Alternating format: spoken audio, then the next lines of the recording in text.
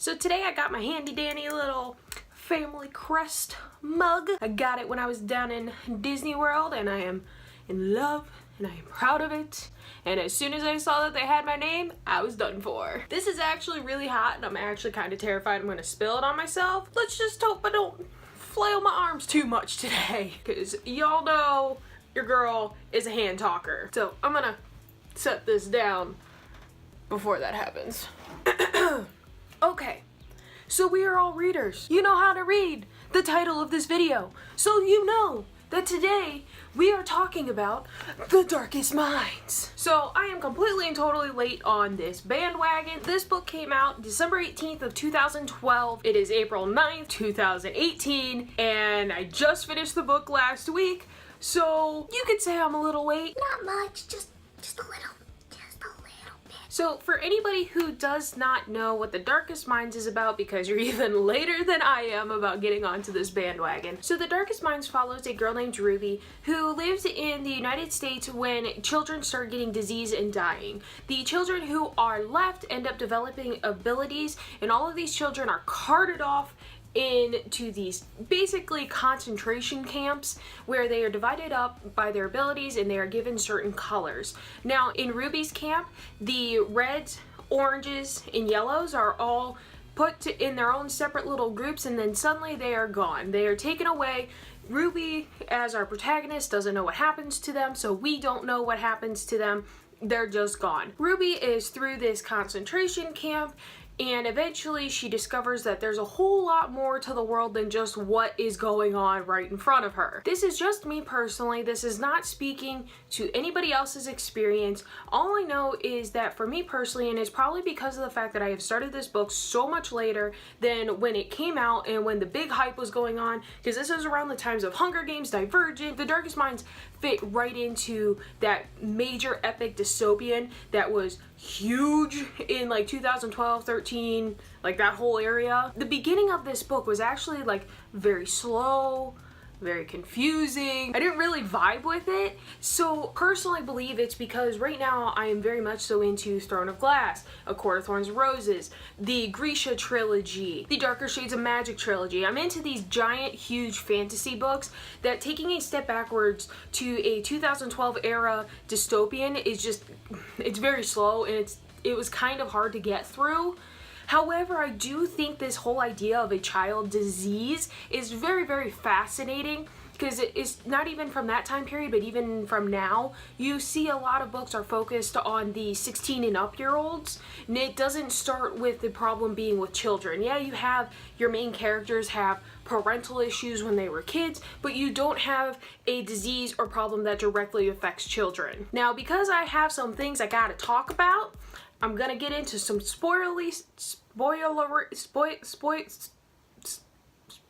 stuff that's gonna ruin the book. Gonna get into that.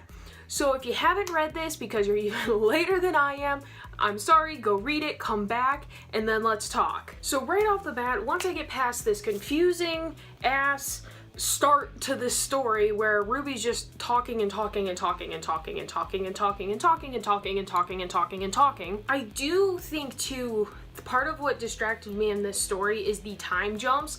So you have a lot of jumps between Ruby's childhood, almost present day, and present day, especially in the beginning where it goes from Ruby talking about the past to that day with Sam to the present. It was just that whole timeline kind of confused me, only because of the fact that like with the whole incident with Sam, I thought we were present day, and then suddenly it's like, nope. And then it ends with like, and then I haven't talked in a year. I was so confused. So confused. But this whole scene with Sam and her taking Sam's memories, if I was Sam, I'd be pissed too. I would be so pissed that I stood up for my friend and put myself out there and she just stands back in a corner, doesn't say a word. I stood up for you and you did nothing. But on the other side of it, I understand why Ruby didn't say anything. It was Sam's choice to get involved. It was Sam's choice to say something. So why should Ruby want to also endanger herself when she knows what the punishment's gonna be? The whole thing, like, I understand both sides and I'm pissed for both of them. Can we just acknowledge real quick throughout this entire book, more so when they're at Thurman, but for the entire book, calm control sounds like a bitch. It sounds like nails on a chalkboard on steroids. Ew. Now that we've established that, I would just like to go on record as saying I didn't like Kate from the beginning. Call it my unbelievable distrust of characters. But usually the friendly, happy doctor lady that just out of nowhere comes to help you is usually a psycho bitch. So I didn't like Kate from the beginning. Not to mention the fact that she gives the terrified child who just passed out because she just got the siren song of death into her head. Kate's brilliant idea is, let's give her seizure medicine. That won't cause the kid to be more terrified and more traumatically scarred. No! Moving forward though into the car. Martin, now that I know the end of the book as well, Martin's a douchebag. I do love at the end though where she just wipes Martin. She like grabs his arm and starts wiping his memories, tells him to leave, and that entire time I was just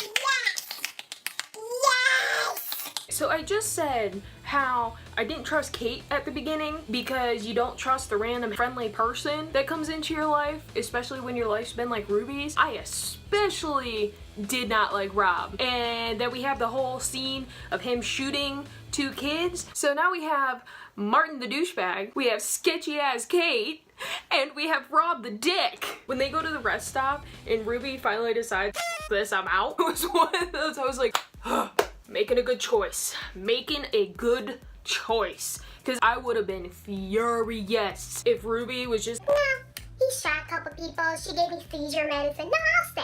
It's good. We'll stay. So she goes and opens that back door. While we know after a couple minutes that like it's Susanna, it was still one of those that she opens that door and sees Zoo, and my immediate thought was, hi, creepy ass girl in the bathroom. So the entire middle of this book is where I had a lot of my frustrations. I had several parts that I enjoyed. It would be like a couple sentences, a couple scenes. It wasn't anything like substantial across the entire story that I could be like, yeah, I enjoyed this book as a whole. Because the middle really did frustrate me. There was many parts of the middle that I highly considered DNFing this book, which I pushed through. I'm glad I pushed through because I enjoyed the ending more. However, the middle was just too bleh to me. There wasn't enough going on to highly keep my interest at all times throughout this story. For example, I enjoyed the scene where Zoo pushes the car when they were getting attacked. One of the scenes I did enjoy in the middle that it stuck out enough for me to actually take notes on it because I enjoyed it enough was the Walmart scene. I love them showing up and that basically Liam and Ruby have nominated themselves as group leaders and they're in charge and they're gonna go take care of everything, but Chubbs is just like, go ahead, guys. I'll be over here.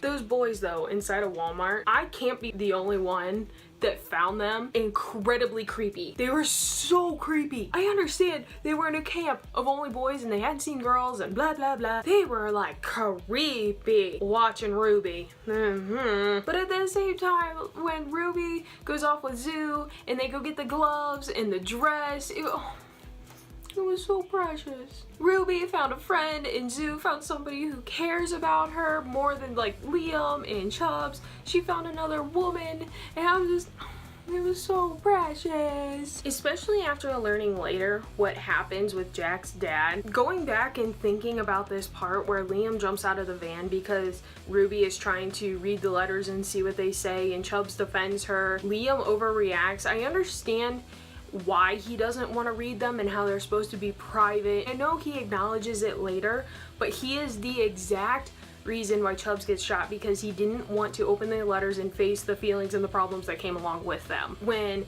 they get attacked by Lady Jane and Ruby finally gets rid of that green persona and is like, I'm orange. Makes Lady Jane go for a walk and sit down and not be able to do anything because she's out in the woods just camping out. Finally, every single time they got attacked in this book, I was like, it's the moment. The moment is here. Ruby's gonna reveal. She's gonna, and she didn't do anything. Oh, sweet, another attack scene. Okay, Ruby's gonna show it. She's gonna tell him. She's gonna show that she's in, and she didn't show it. But this one, this one with Lady Jane. We finally get it. We finally get Ruby revealing herself. As soon as she kicked it in and like caught eyes and told her to walk, I was done. Like, that was the time when I was like, okay, I can't DNF this book. I'm gonna finish it because she's finally revealed. Everybody knows. I need to know what happens. Blah, blah, blah, blah, blah. So I got all pumped up and excited because Ruby finally like revealed she's orange, and I'm over here just in my little reading corner just... And Ruby's down. She got hit in the head.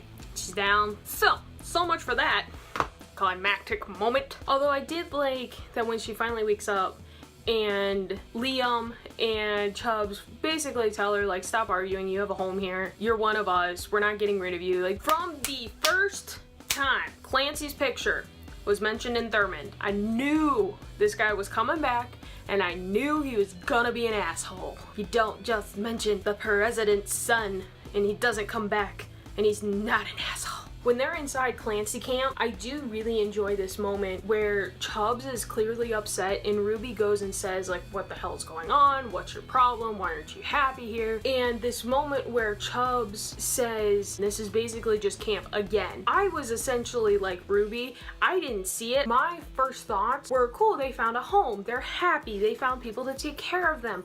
Okay, some outside force is going to cause this, like, cause the upset. And that is a testament to Bracken's writing, because as I was reading it, I definitely fell into the lull of Ruby's life and her training with Clancy. However, as soon as Chubbs said that, and just like Ruby, I started to see it. I understood what Chubbs was saying about this is basically just those camps over again. And even more so to the fact, as soon as Chubbs said that, I realized the blatant separation between Liam and Ruby. It was very obvious that Clancy from the very start did not like Liam, so it wasn't until the comparison of the camps that I had the realization of Liam and Ruby have been separated on purpose. Also, just that initial like introduction with Clancy where he just stands up and just starts yelling out Ruby's personal business. He just like one after another. So he's got strike one on the douche meter. But then, I don't know about douche meter, but creepy meter for strike one is all of his staring. He's just staring at Ruby constantly. If I was Ruby, I'd be creeped out too. But then the fact that he thinks he's gonna win like brownie points with Ruby by sending Zoo away, he first denies it and then he tells her that he eventually approves it because he thought it would make her happy for her to go out with other yellows. How stupid can you be? She shows up with Zoo. She wants to be with Zoo. She loves Zoo. Don't send Zoo away. But Zoo, being the sweet innocent little girl she is just like, okay, bye. I was actually pretty mad when Zoo left. I understood it. I know why she was trying to leave. It's definitely from this moment when Zoo leaves that Clancy's asshole personality starts coming out, especially after his moment of where he's overpowering her like mentally and he's coming on to her. It's just like his straight moment of just doucheholeness. This entire book too, I just have anger at Liam and Ruby because the tension between them, they just needed to like kiss it out and get it over with, but instead they wait until almost the end of the book to even kiss once, and then everything goes to crap when they're finally in the children's league after everything happens with Chubbs and Jack's dad just shooting away at a child at his door. Like, you have this other moment where they kiss again, but then Ruby just comes along and wipes beautiful Liam and the beautiful memories and the love. I don't think he's white though. Some of you have probably read this entire series and you know and all that, and I don't want to know, but I don't think Liam's white because Bracken made a very specific point of saying how Liam will never forget Ruby no matter what, and he'd always love her and all this other stuff. So I think there's definitely going to be complications, but I don't think he actually permanently forgot about her. So I'm interested to see what comes next. I would love to see what Ruby does inside the Children's League now that she's agreed to work with them. I am hesitant to read Never Fade because I did have issues with Darkest Mind, but I think that is something that I might just have to get over and push through, just like I did with the Darkest Minds, because I did end up enjoying the ending ending. It was just the middle that I had issues with. I rated this a 3 out of 5 stars on Goodreads. I definitely recommend it for other people if you have not read it. So those are my thoughts on The Darkest Minds by Alexandra Bracken. If you have read this story, let me know down below what you guys thought. As always, make sure you like, make sure you subscribe, and I will see you next time.